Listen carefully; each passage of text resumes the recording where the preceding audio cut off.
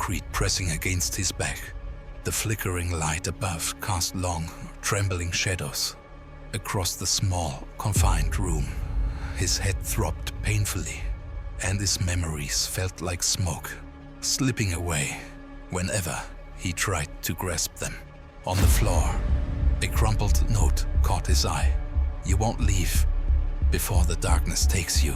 He tried to stand, but the walls were unyielding. Endless concrete stretched in every direction. He pressed his hands against the surfaces, testing every corner. Nothing moved, yet faint whispers curled through the room, brushing against his ears. "Ethan, Ethan."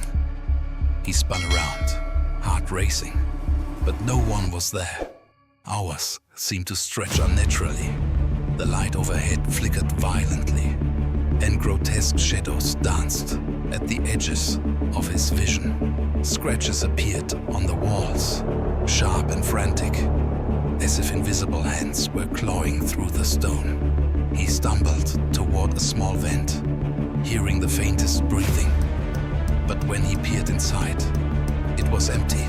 The night grew heavier, suffocating.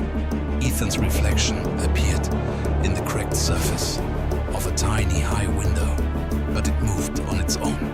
His reflection smiled when he did not. Panic set in. He ran to the far corner, sliding against the wall, listening intently as whispers began to speak. They called his name, asked questions he could not answer, and laughed softly. When he failed to respond, he noticed a faint outline of a door on the far wall. Relief surged briefly, then vanished. Every attempt to push, pull, or kick it only returned him to the same spot. The room itself seemed alive, mocking him. Shadows coalesced into figures, indistinct, faceless, but their presence made the air feel heavier, almost solid. Hours, or was it days, passed. Ethan's mind began to fray. The flickering light cast grotesque, elongated shapes on the walls, stretching and twisting, as if the room itself were breathing. Then, a clock appeared on the wall, counting down from 60 minutes. He had no idea how it got there. Its ticking filled the room with oppressive dread. As the countdown continued, hallucinations intensified.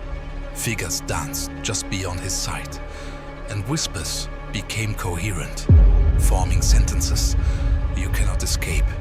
The end is only the beginning," he screamed, pounding the walls.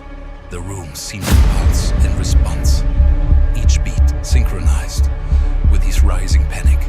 Desperate, Ethan dropped to the floor, pressing his hands to his ears to block out the voices, but the echoes penetrated his skull.